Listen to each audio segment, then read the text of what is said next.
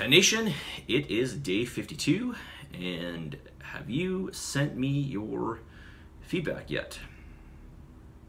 Have you? Have you sent me your feedback?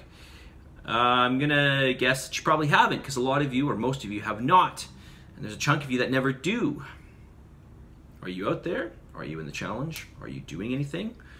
You know who you are, or maybe you don't because you're not watching this video. Send me your feedback.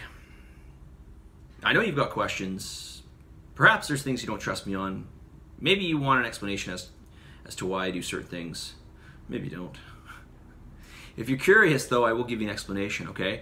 So ask away, and although a lot of you have asked some really good questions regarding this, and of course I did answer those, at least I think I did. So, and if I didn't answer your question, if I didn't get to the root of what you were looking for per se, or I didn't actually answer your question, then let me know, okay? I want to make sure I answer your questions. Okay, I want to talk about something pretty serious here, something I haven't talked about. Well, it's not serious, but it's important. And these are pre and probiotic foods. Of course, you can get pre and probiotic supplements, and you can look at this as this is related to the bacteria in your large intestine, and this is important for, you know, maintaining a healthy immune system, for absorption and assimilation of certain vitamins and minerals, for getting rid of certain carcinogenic enzymes in your large intestine, etc., etc. It's good stuff for you, okay? It's stuff that's really, really important, and apparently it's also related to the way that we think, well, more specifically, our neurotransmitter output in our brains. And of course, this is also related to depression, etc. So, you know, we really want to make sure we have a healthy gut. So let's just quickly run through this. So we want to make sure that we get some good amounts of pre and probiotic food. So what are some examples? Okay, what's the difference? Okay, prebiotic food is basically food for the bacteria, the good bacteria in your large intestine, okay? That's prebiotic. Probiotic is the bacteria in and of itself that will help to populate the bacteria in your large intestine, okay? So probiotic, basically foods that already contain these strains of bacteria. Prebiotic is the food that helps feed the bacteria, okay? So examples of prebiotic foods, and this is not an exhaustive list, by the way. We've got things like garlic and onion and asparagus and bananas, particularly green bananas. Oats, apples, beans, artichokes, okay? Chicory root, the list goes on and on. So these are prebiotic foods. Probiotic foods, we've got things like kefir and Greek yogurt and, well, pretty much any kind of yogurt. Sauerkraut, kimchi.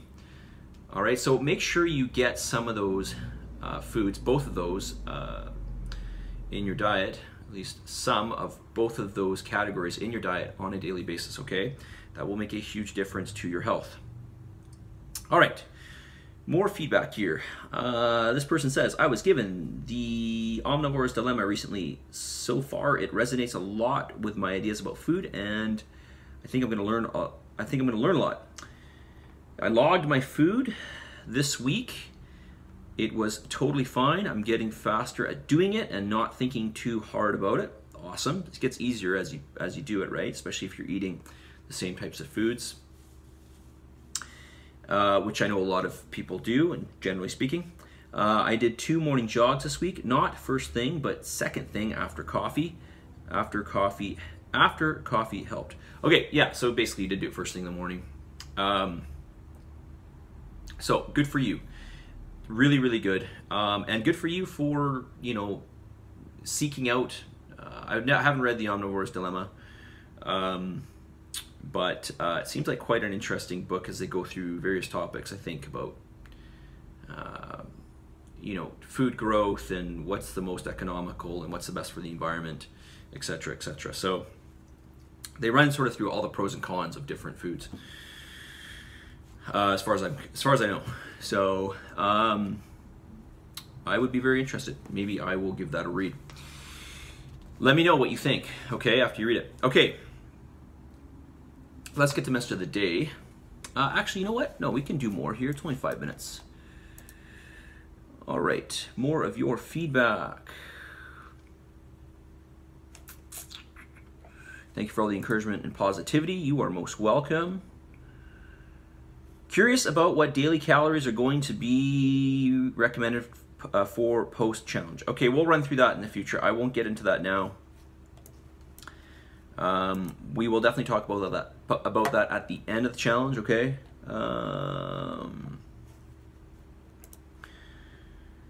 You know, just as a reminder, when you give me your feedback, I would like you to put down something that you are going to work on improving for that week, okay? Something, and be very specific about it, okay?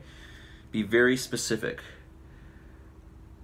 This person says, always room for, name something you can improve upon for the following week. Okay, always room for improvement with nutrition. Compliant with logging into MyFitnessPal. Food choices could be better. Okay, so give me something specific, like, I don't know, like, you know, I'm gonna make sure that I'm within 5% of all my macros this week, every day. Okay, that's very specific, and that gives you something to be accountable for. Okay, what is the plan post-challenge? Okay, we've got another one, another question here about that. How are macros determined? What memberships are available to me so that I can continue working out at Train On Me? Okay, so again, I'm going to get to the macro stuff later on. What memberships are available to me so that I can continue working out at Train On Me? It would be the class membership, and that's what I'd highly recommend that you do. And I would recommend that you do at least 3 of the classes in the gym, okay, per week. That's what I would recommend, in addition to doing some of the Zoom classes, okay? But at least 3 in the class weight training sessions. 7 minutes. One more here. Protein macros are high for the challenge. Is this higher amount something that should continue outside the challenge? If not, how much protein should be consumed per day over the long term? How about other macros? How are the macros determined over the long term? Okay. All right, I'll save this for the next day, but let's just touch upon protein. Your protein in general should remain high. Now, it does depend on what you're doing, of course, and it does depend on the amount of calories you give yourself in total. So, and it obviously depends on your goal. So if your goal is obviously to maintain lean muscle mass or build some lean muscle mass, we want to make sure that your protein is at a certain point and that we're not burning extra protein. So generally, when I cut down calories, I'll make sure that your protein is a little higher percentage wise for your total calories. When your calories go up, so you're getting a little more energy sources like fats and carbs, then we can lower the protein down a little bit, percentage wise, obviously because you have more calories, so we don't need to have as much, or percentage wise, we don't need the percentage to be as high, but also because you have more energy sources, so you're less likely to burn through protein, okay? But I'll get to the rest of that in tomorrow's video, okay? Some good questions here. All right, message of the day. Message of the day is this: be grateful for those around you. Just be grateful for those around you. And I only say that because a lot of you have low carbohydrates at this point in time. Maybe you're a little bit moody and you want to just, eat certain things that you're not supposed to. But I want to remind you to be grateful to those around you, especially those of you who are supportive, and especially to those who mean something to you, okay? And it doesn't hurt to just remind people that perhaps you are sorry, okay, if you're a jerk or you're an ass.